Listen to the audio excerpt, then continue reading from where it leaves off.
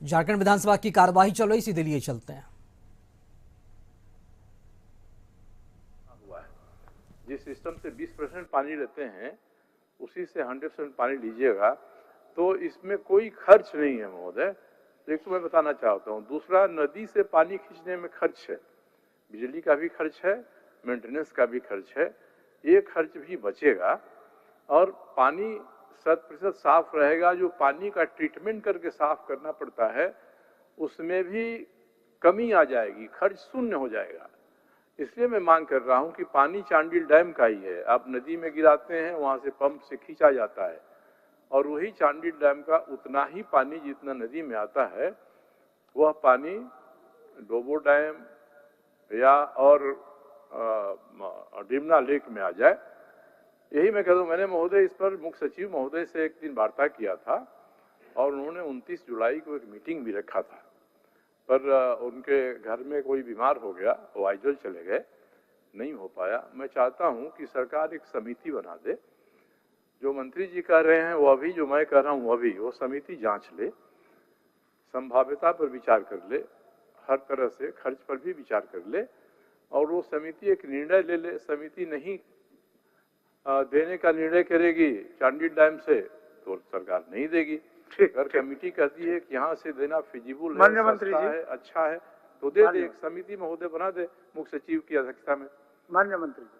अध्यक्ष महोदय, मैंने कहा कि सिर्फ ये ये से चांडिल डैम से सिर्फ एक सर्च टैंक के रूप में डोबो नाला को और डोबो नाला पर जो डैम बना है और या डिमना लेक को सिर्फ एक सर्च टैंक के रूप में इस्तेमाल करना कहीं से उचित नहीं लगता है। बहुत बड़ी योजनाएं चल रही है अध्यक्ष महोदय।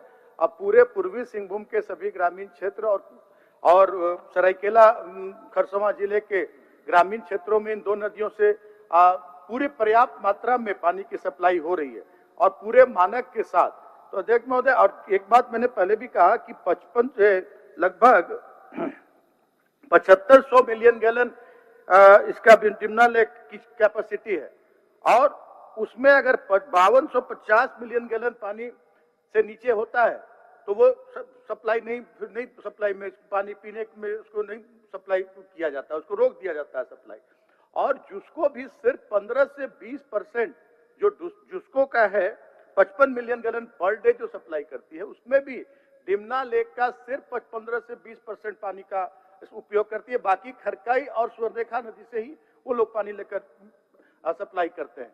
तो ये हम लोग पूरी तरह से शुद्ध पेयजल उपलब्ध करा रहे हैं। एक इशू है मोहर्दा का, उसको हम लोग निश्चित रूप से दिखवा लेंगे। वो हमारे अधीन है नहीं, वो नगर विकास विभाग के अधीन है और जो जुडको है नगर विकास विभाग का जो अंग है, मैं वहां पत्राचार करके और निश्चित रूप से इस पर कार्रवाई कराऊंगा और एक कमेटी बनाकर इसको दिखवाऊंगा। चलिए सर जी, बाबू वापस लीजिए। महोदय, मैं एक चीज केवल कहना चाहूंगा कि मोहर्दा पेयजल परियोजना का भी संचालन जुस्को ही कर रहा है। अब इसमें सरकार को अगर कोई आपत्ति होगी कि शुद्ध पेयजल उपलब्ध कराने के लिए सरकार की ही एक समिति बना दिया जाए जो हमारे प्रस्ताव पर विचार करे, वो सही नहीं है खारिज कर दे।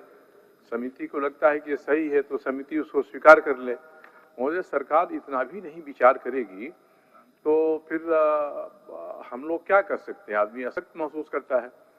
जब सही बात कहा जा रहा है, एक मुख्य सचिव की समिति बन जाए जिसमें जल संसाधन सचिव रहे हैं, जिसमें पेयजल स्वच्छता विभाग के सचिव रहे हैं, नगर विकास विभाग के सचिव रहे हैं, ये 4 लोगों की समिति बन जाए। ये विचार कर ले। कुछ बोल रहे हैं मंत्री जी, कुछ बोल रहे हैं। आपने तो कहा अध्यक्ष महोदय पहले की जांच करवा ली जाएगी। अगर कहीं कोई अनियमितता होगी, चाहे या कहीं शुद्ध जल नहीं होगा, जल अपने मानक के अनुरूप नहीं होगा, तो उस पर फिर हम लोग विचार करेंगे। तो हमने कहा है अध्यक्ष महोदय।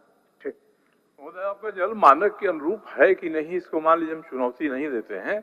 आप 50,000 की आबादी मोहर्दा से पानी पीती है, रोज शिकायत आती है कि पानी गंदा आ रहा है, पानी में गंध आती है।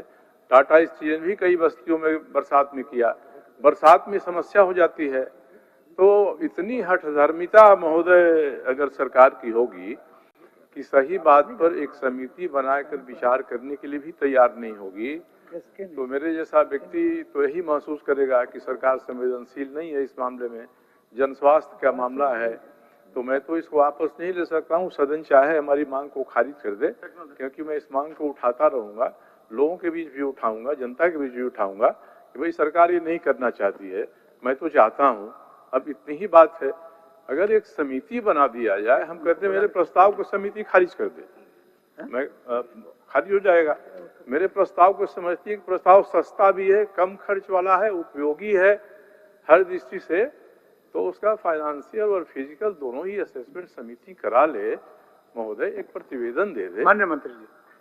अध्यक्ष महोदय, ये हमारे माननीय सदस्य श्री सरजू राय जी को ये भी पता है कि जुस्को जो अपने शहरी क्षेत्र में जो जलापूर्ति करती है, अब वो कहे तो पूरे विश्व में एक मानक में या गुणवत्ता में पूरे विश्व स्तर में उसकी पहचान होती है कि सबसे, और उसका भी स्रोत खरकाई और स्वर्णरेखा ही है लगभग आप कहें तो 80%।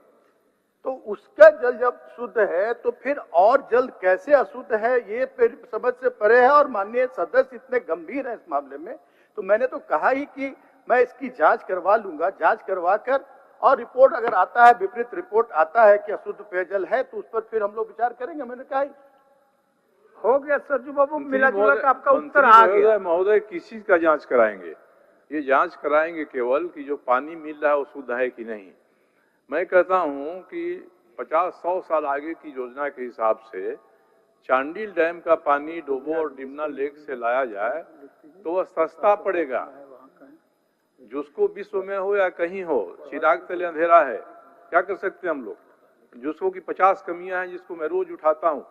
अभी तक मुहर्दा फेज 2 बनना है, 1-1.5 महीना से जिसको ने अपने पास संचिका रखी है, जिसको 60% देता है, 40% सरकार देती है, और ये मुनाफा में योजना चलती है, जितनी वसूली होती है वो खर्च से ज्यादा है।